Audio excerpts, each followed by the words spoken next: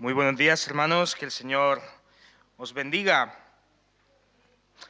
Estamos estudiando la epístola del apóstol Pedro, la primera de Pedro, y hemos ido ya recorriendo bastante de este camino y de este contenido bíblico que es para nosotros hoy. Y recordaba yo el otro día con los jóvenes en Murcia, hace 2 sábados, cómo el libro de los Hechos nos ayuda a entender y a comprender el contexto en el cual las epístolas son escritas. Y el libro de los Hechos se divide claramente en 2. Del versículo 1 al 7 es la primera parte, la iglesia en Jerusalén, y más adelante viene una persecución y la iglesia sale al mundo. Una persecución liderada y encabezada por un tal Saulo de Tarso, que más adelante será Pablo, pues el Señor lo cambiará drásticamente. Digo esto y puede parecer que el libro de Hechos no tiene nada que ver con Primera de Pedro, pero realmente están intrínsecamente ligados, porque esta persecución que empieza en Hechos 8 no terminará hasta pasados siglos. Y esa persecución es el contexto en el cual la iglesia del Señor se encuentra cuando el apóstol Pedro escribe esta epístola. Habréis notado y os habréis dado cuenta que hemos estado hablando bastante del sufrimiento, de cómo muchos cristianos, muchos hijos de Dios tendrían que padecer por causa de Cristo. Y como incluso el Señor les dice, alegraos cuando sufráis por hacer el bien. Gozaos en medio del sufrimiento, algo que a nuestros días parece que es una contradicción y parece una auténtica locura.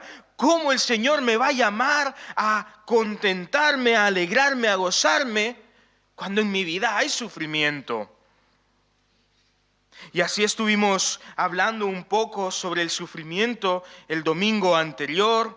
Hablamos sobre las teologías falsas, equivocadas, incluso heréticas, que se levantan en contra del sufrimiento cuando la Biblia nos habla claramente y nos dice que sufriremos muy probablemente por causa de Cristo.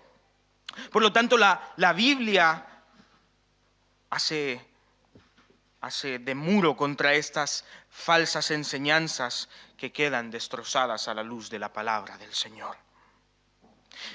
Y os recuerdo que terminamos diciendo que hemos roto al pecado para vivir conforme a la voluntad de Dios. Lo veíamos en Primera de Pedro 4, 1 al 2, que dice: puesto que Cristo sufrió por nosotros en su cuerpo, vosotros también preparaos, adoptando esa misma actitud, pues quien sufre en su cuerpo ha roto con el pecado, para vivir el resto de su vida aquí en la tierra, no según las pasiones humanas, sino conforme la voluntad de Dios. Hemos roto con el mundo, hemos roto con el pecado, le hemos dado la espalda para decir nunca más al pecado. Todo lo contrario, somos llamados a vivir conforme a la voluntad de Dios. Pero terminábamos con una pregunta: ¿qué es vivir conforme a la voluntad de Dios? Y este domingo prometí, y cumpliré, que vamos a estudiar un poco este tema: ¿qué es vivir conforme a la voluntad de Dios? Y es que la Biblia nos deja muy clara cuál es su voluntad. ¿De qué manera el Señor quiere que nos movamos en este mundo? Y cómo debemos encarnar, al fin y al cabo, el carácter de Cristo, quien es nuestro ejemplo máximo. Vamos a poner este tiempo en las manos de Dios. Padre Santo, glorificado es tu nombre. Te alabamos, oh Señor, y cantábamos: digno de loor eres tú. Y Señor, recordamos esas palabras en el libro de Apocalipsis, en el que dice: digno es el Cordero, digno eres, oh Señor. Y por eso estamos aquí, porque no hay nada ni nadie que sea digno de recibir nuestra alabanza y nuestra adoración. Y hoy, Señor, pues venimos a alabarte como hijos tuyos. Pero Señor, también reconocemos nuestra necesidad de ti y nuestra necesidad de seguir estudiando las Escrituras para seguir sometiéndonos a tu voluntad. Y para hacer esto debemos conocer qué es tu voluntad, cuál es tu voluntad. Por eso, Señor, te pedimos que sigas tú moldeando nuestras vidas y sigas tú capacitando nuestras mentes y nuestros corazones para conocer y para actuar en coherencia con lo que tú nos enseñas en este libro de Primera de Pedro. Padre, este mensaje escrito hace miles de años, reconocemos que viene de Dios y que es para nosotros hoy. Por lo tanto, Señor, habla. Quita cualquier rastro humano, quita, Señor, cualquier palabra humana, cualquier aportación propia mía, Señor, y habla tú y solo tú, oh Señor, que tu Espíritu nos ilumine y que tu palabra nos transforme, Señor, constantemente. En el santo nombre de Cristo Jesús. Amén.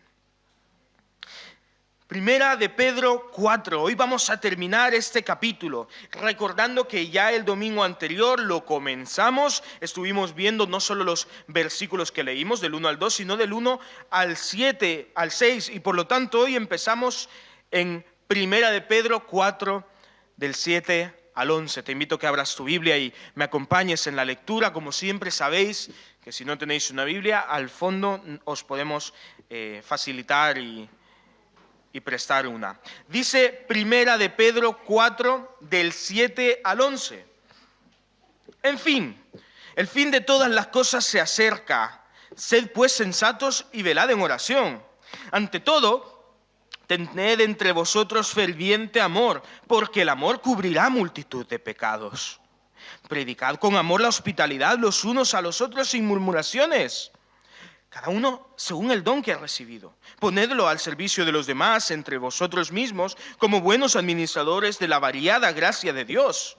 Si alguno habla, hable conforme a las palabras de Dios. Si alguno ministra, ministre conforme a las fuerzas que Dios le da, para que en todo Dios sea glorificado por Jesucristo, a quien pertenecen la gloria y el poder por los siglos de los siglos. Amén.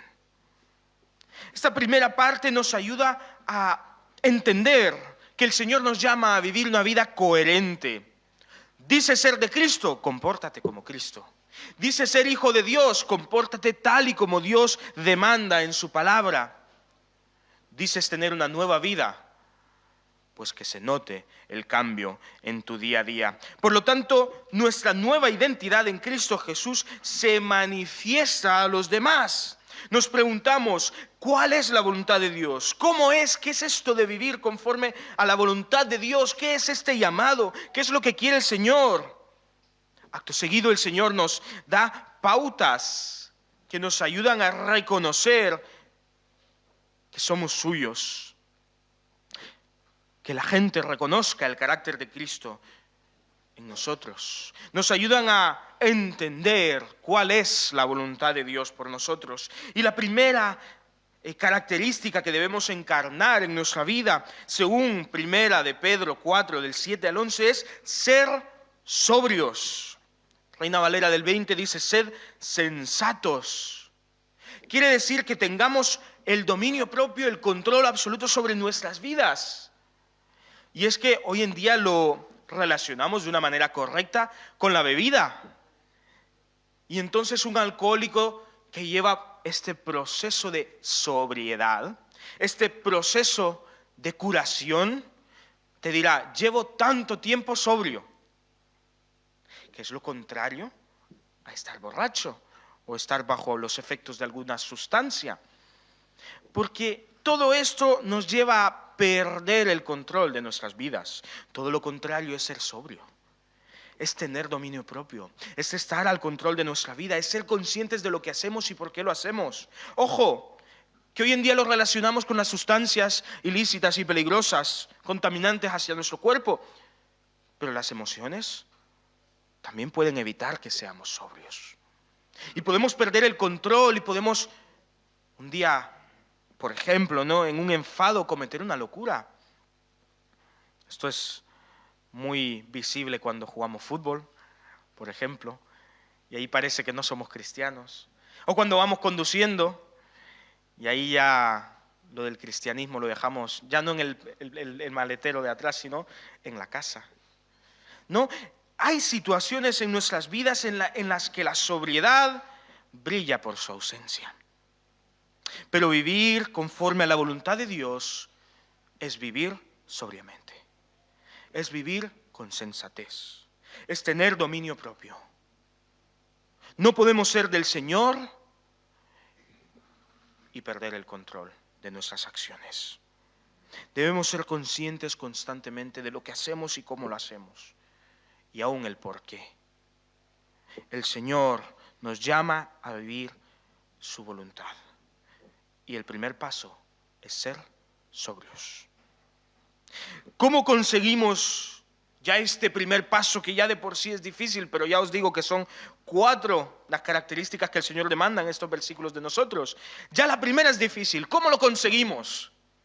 Bueno, si seguimos leyendo, en fin, el fin de todas estas cosas se acerca, sed pues sensatos y velad en oración.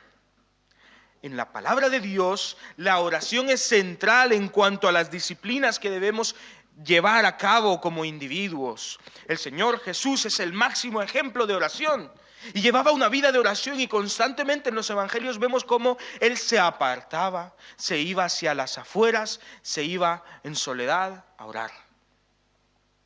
El Señor le enseñó a sus discípulos a orar.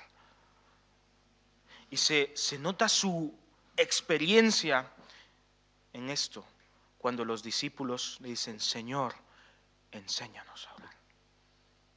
Como judíos ellos sabían orar.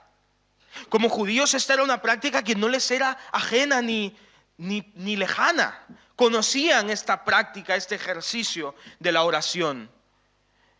Pero al ver cómo Jesús oraba, entienden que no llevaban realmente una vida de oración conforme a lo que el Señor demanda de nosotros, y le dicen: Señor, enséñanos a orar. El libro de los Salmos es poesía y son alabanzas, sí, pero también son enseñanzas de cómo orar.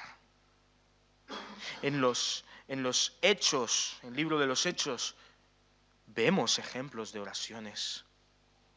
En los evangelios vemos ejemplos de oraciones. En las mismas epístolas, por ejemplo, del apóstol Pedro, del apóstol Pablo, y ya os digo que esta terminará con una oración, vemos que la oración siempre es algo central. Y que incluso cuando uno de los apóstoles está escribiendo, dice: oro por vosotros para que el Señor os dé tan. La oración es central en nuestra vida diaria. Si no somos personas de oración, no somos del Señor. Y es que vivir en la voluntad del Padre, vivir en la voluntad de Dios, tiene que llevarnos a una oración. Porque esto es el diálogo que hay entre Dios y nosotros. Él nos habla en su palabra, pero también nos habla en la oración. Es un diálogo, no es un monólogo. También en la oración nosotros hablamos con el Señor, llevamos nuestras cargas y nuestras ansiedades hacia aquel que puede ayudarnos en nuestro día a día y que puede y lo hace iluminarnos en aquello que quiere conforme a nuestra vida. Sed sobrios, velad en oración. No ha habido en la historia del cristianismo un avivamiento sin antes haber pasado por un periodo de oración. Pedimos al Señor por avivamiento en Orihuela, pedimos al Señor por un avivamiento en España, en Europa, en el mundo, pero no oramos. Entonces no pedimos bien, entonces no estamos viviendo conforme a la voluntad de Dios. La oración siempre debe estar en nuestra boca.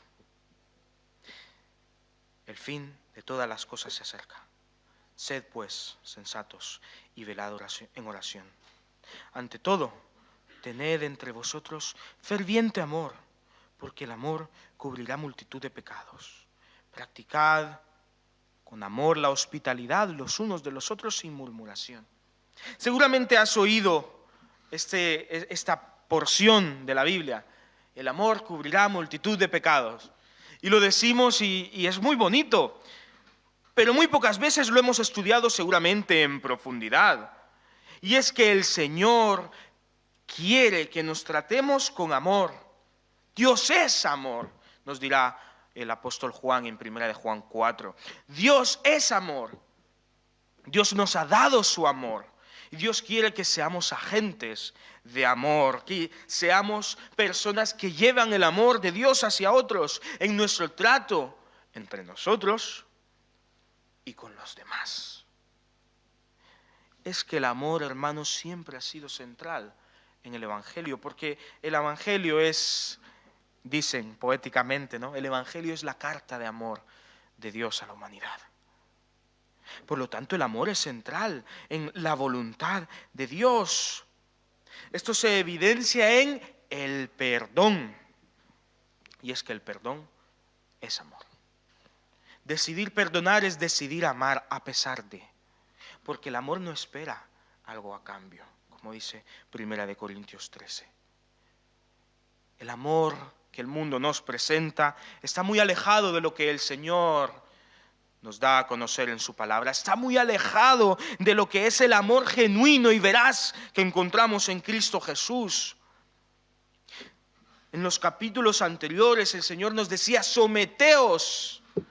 Y sin amor no hay sometimiento.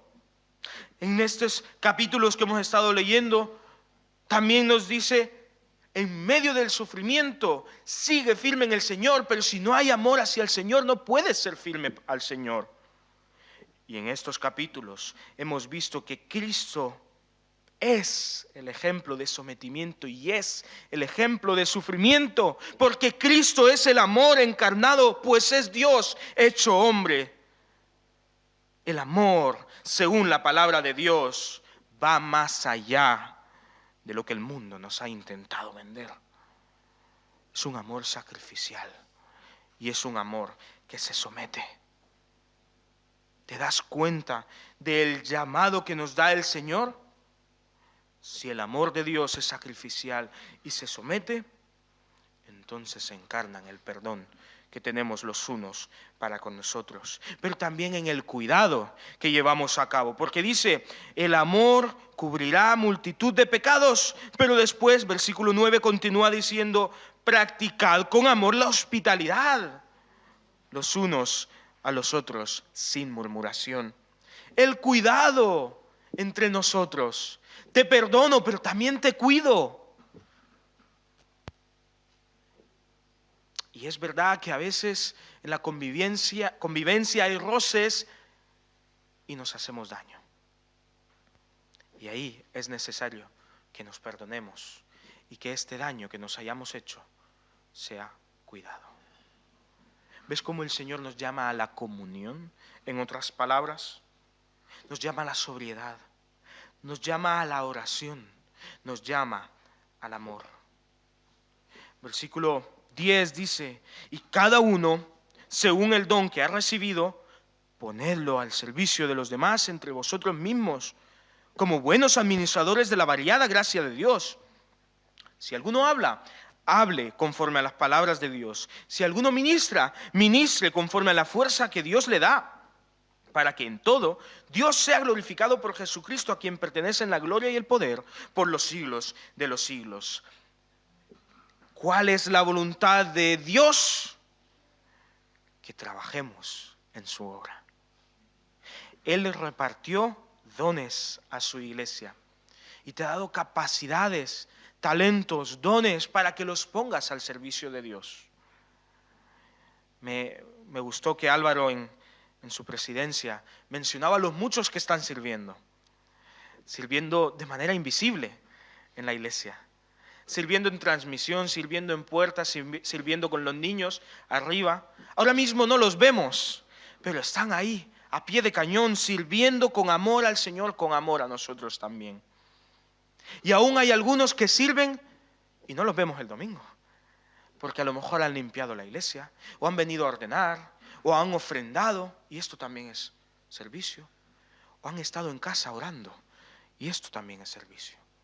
Dios te ha capacitado para su obra, pues pon en práctica aquello que Él te ha dado. ¿Te ha dado don para hablar? Habla del Señor. Te ha dado don para ministrar, ministra conforme a la fuerza que Él te da. Pero no estés sentado. Dios no creó un cristianismo de domingo, de banco, de sentarse y recibir. Dios creó un cristianismo dinámico, en el cual tú y yo nos cuidamos y nos amamos, sirviéndonos los unos a los otros. Y todo esto, si ejercitamos la sobriedad, si ejercitamos la oración, si ejercitamos el amor y si ejercitamos el servicio, todo esto glorifica a Dios porque es cumplir con su voluntad. Termina diciendo, para que en todo sea Dios glorificado. Cuando soy sobrio, glorifico a Dios. Cuando estoy en oración, estoy glorificando a Dios. Cuando te trato con amor, perdonándonos y cuidándonos, estamos glorificando a Dios. Y cuando nos servimos los unos a los otros, glorificamos a Dios. Porque Dios es el propietario de toda la gloria y de todo el poder. A Él pertenecen, dice, la gloria y el poder por los siglos de los siglos. Amén. Por lo tanto, hermanos, a esta pregunta que nos hacemos, ¿qué es vivir conforme a la voluntad de Dios? Pues aquí hay 4 pasos con los que tendremos que trabajar diariamente. No olvides que esta es la voluntad de Dios. Pero más adelante, el texto continúa hablando sobre los padecimientos que podemos tener en Cristo Jesús y nuestra participación en ellos. Por eso os recordaba al principio aquel momento crucial en la historia de la iglesia, cuando la iglesia empieza a ser perseguida y los discípulos del Señor sufren por causa suya. Dice Primera de Pedro, capítulo 4, versículos 12 al 18, amados, no os sorprendáis de la tremenda prueba de fuego que os ha sobrevenido, como si fuera algo insólito. Al contrario, alegraos de participar en los sufrimientos de Cristo, para que cuando su gloria se revele también os gocéis en triunfo. Dichosos si sois insultados por el nombre de Cristo. Eso quiere decir que el Espíritu de gloria, el Espíritu de Dios, reposa sobre vosotros. Ciertamente, por lo que respecta a ellos, Él es blasfemado, pero por vosotros es glorificado. Así que ninguno de vosotros padezca como asesino, ladrón o malhechor, o por ser codicioso de los bienes ajenos. Pero si alguno padece por ser cristiano, que no se avergüence, sino que glorifique a Dios por ello. Ya es tiempo de que el juicio comience por la casa de Dios. Y si primero comienza por nosotros, ¿cuál será el fin de aquellos que no obedecen el Evangelio de Dios? Y si el justo con dificultad se salva, ¿qué pasará con el malvado y el pecador? Vaya textos nos encontramos aquí.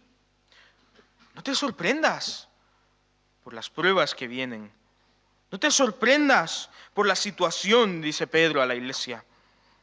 No es algo raro, no es algo extraordinario. El Señor mismo ya lo había dicho, que en el mundo tendríamos aflicción.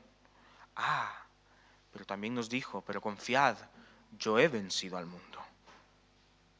Y es que a pesar de las pruebas, del sufrimiento que la iglesia del Señor estaba viviendo, Pedro les llama a vivir una vida que glorifica a Dios. A olvidarse de la victimización, y eran víctimas aún así. Pero a olvidarse eso y recordar que sufrir por el Señor, mira, es una alegría. Y podemos pensar, Pedro estaba un poco loco. Desde luego que algo le pasó que no estaba muy bien. ¿Cómo es que sufrir es una alegría? No, sufrir no es una alegría. Sufrir por el Señor es una alegría. Sufrir a causa del Señor es una alegría. Aferrarse al Señor en medio del sufrimiento, eso es una alegría. Entendedme lo que os quiero decir, o mejor dicho, lo que el texto nos quiere decir. Participar en los sufrimientos de Cristo es una alegría, es bendición. Y dichosos aquellos que son insultados en el nombre de Cristo, porque cuando nos insultan por Él, cuando nos persiguen en su nombre, cuando somos rechazados por aquel que es nuestro Señor y Salvador, estamos glorificando a Dios. ¿Ves el patrón? Vivid conforme a la voluntad de Dios, vimos en la primera parte. Eso significa ser sensatos, orar, amar, servir. Y hacemos esto para la gloria de Dios. Y ahora dice, en los sufrimientos no os sorprendáis, más bien alegraos, porque esto es para la gloria de Dios. Todo lo que hacemos es para la gloria de Dios, porque esa es la voluntad suya. Cuando cumplimos con la voluntad del Padre, cuando cumplimos con la voluntad del Señor Jesucristo en nuestra vida, cuando obedecemos al Espíritu Santo de la promesa que mora en nosotros, estamos glorificando a Dios. Y fuimos creados para gloria suya, nos dice los textos que ya hemos estudiado. En vez de levantarnos contra aquellos que nos hacen daño, somos llamados a someternos para dar un testimonio vivo y efectivo de aquel que nos amó. En vez de victimizarnos y vivir en el pesimismo, recordemos que este tiempo es pasajero y aquel que es nuestro Señor ya es victorioso. No será victorioso, ya es victorioso. Esta es una realidad en nuestras vidas y esto es una realidad. Guste a quien guste y disguste a quien disguste. Él es Señor, Él es Rey y Reina y Él se glorifica. Y Él quiere que tú y yo seamos de gloria para Él. Por lo tanto, Dios no nos ha prometido ausencia de problemas, ni una vida llena de facilidades, pero sí su presencia en medio del sufrimiento, sí fortaleza en nuestra debilidad, sí una salida en medio de la prueba. Por tanto, cuando vivimos el sufrimiento, seguimos firmes en Él. Y cuando estamos firmes en Él, en medio del sufrimiento, estamos glorificándole, sabiendo que su poder se evidencia en nuestra manera de vivir, en medio de las pruebas y de las situaciones que podamos estar viviendo. Él te quiere usar para su gloria. El sufrimiento viene a nuestra vida y es inevitable. Pero en Cristo Jesús y solo en Cristo Jesús encontramos una razón. Encontramos la fortaleza necesaria para luchar. Y mejor aún, encontramos victoria a pesar de las pruebas. Y hay algunos textos que refuerzan esta idea. No os creáis que Pedro habla desde la soledad, desde una isla teológica en la que solo él habla del sufrimiento. No, es que el sufrimiento está constantemente siendo predicado en la palabra de Dios. El apóstol Pablo en Romanos ya nos hablaba del sufrimiento, decía en Romanos 5, del 1 al 4, justificados pues por la fe, tenemos paz para con Dios por medio de nuestro Señor Jesucristo, por quien también tenemos entrada por la fe a esta gracia en la cual estamos firmes y nos gloriamos en la esperanza de la gloria de Dios. Y no solo esto, sino que también nos gloriamos en las tribulaciones. ¿Ves el parecido? Pedro ya decía, alegraos en los sufrimientos, en participar en el sufrimiento de Cristo. Y el apóstol Pablo dice, nos gloriamos en las tribulaciones. Y continúa diciendo, sabiendo que la tribulación produce paciencia. La paciencia, prueba. Y la prueba, esperanza. Tenemos un motivo y hay un porqué. En medio del sufrimiento y en Cristo Jesús encontramos esperanza. Y podemos ser usados para su gloria. Ahora que somos de Cristo, el sufrimiento tiene sentido en nuestra vida. Otro texto, esta vez en 1 Corintios, el versículo 13 del capítulo 3, 1 Corintios 10, 13, dice, no os ha sobrevenido ninguna tentación que no sea humana, pero fiel es Dios, que no os dejará ser tentados más de lo que podéis resistir, sino que dará también, juntamente con la tentación, la salida para que podáis soportar. Por lo tanto, el Señor nos da la fortaleza y la salida para salir victoriosos en medio de la prueba. No os ha sobrevenido ninguna tentación que no sea humana. Si el Señor lo ha permitido en tu vida es porque el Señor te fortalecerá y te dará la victoria si estás firme y permaneces en Él. El sufrimiento tiene un porqué en Cristo Jesús. Segunda de Corintios 10, del 9 al 10, dice, hablando el apóstol Pablo, de lo que el Señor le contestó cuando Él pidió que le quitara un sufrimiento, una prueba, un aguijón en su carne, como Él lo menciona. Y dice que el Señor le dijo, bástate mi gracia, porque mi poder se perfecciona en la debilidad. Por tanto, dice el apóstol, de buena gana me gloriaré más bien en mis debilidades, para que repose sobre mí el poder de Cristo. Por lo cual, por amor a Cristo, me gozo en las debilidades, en afrentas, en necesidades, en persecuciones, en angustias, porque cuando soy débil, entonces soy fuerte. Es que en el Señor Jesús encontramos fuerza en medio de la dificultad. Y cuanto más débiles somos, más dependemos de Él. Y en la absoluta dependencia, el Señor se glorifica. El sufrimiento, hermanos, no es algo negativo. Vivimos en un mundo en el cual se huye del sufrimiento y cada vez se recetan más pastillas, cada vez se declara y los psiquiatras depresiones, ansiedades, y cada vez está en boca de más personas la salud mental, o mejor dicho, la falta de salud mental, pero el Señor ya nos ha dado las herramientas necesarias para triunfar en la debilidad. Pero el Señor ya nos ha dicho de qué manera podemos estar firmes.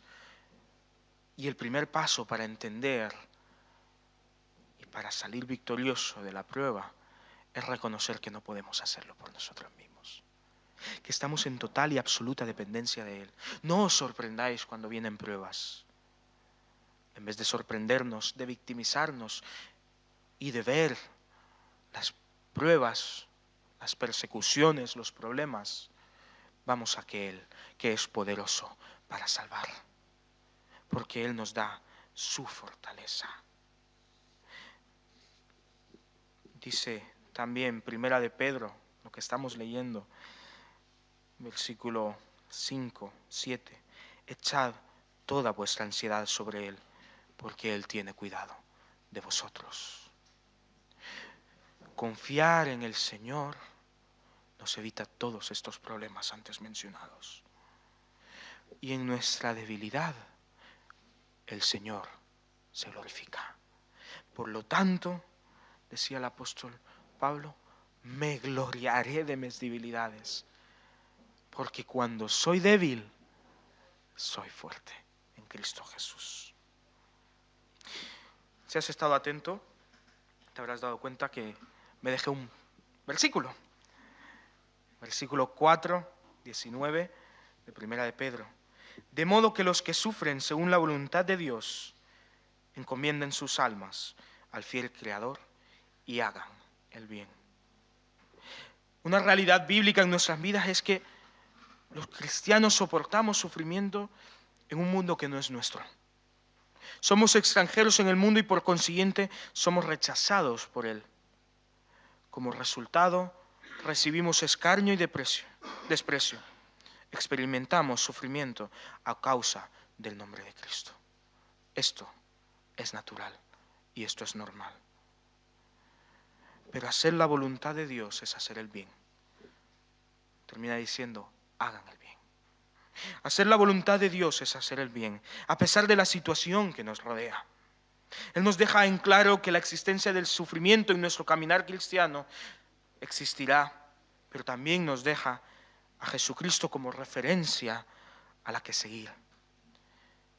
Cristo Jesús padeció por nosotros, de modo que nosotros padecemos por Él, glorificando así a Dios y dando a conocer el poderoso mensaje del Evangelio. Termino con el texto que empezamos, con el texto que concluimos también el domingo anterior, porque la centralidad de este tema es Cristo Jesús. El ejemplo del sufrimiento y de la victoria en medio de ello es Cristo Jesús. Y a quien imitamos y a quien queremos glorificar es Cristo Jesús. Versículo 1 y 2 de Primera de Pedro 4. Puesto que Cristo sufrió por nosotros en su cuerpo, vosotros también preparaos, adoptando esa misma actitud, pues quien sufre en su cuerpo ha roto con el pecado para vivir el resto de su vida aquí en la tierra, no según las pasiones humanas, sino conforme a la voluntad de Dios.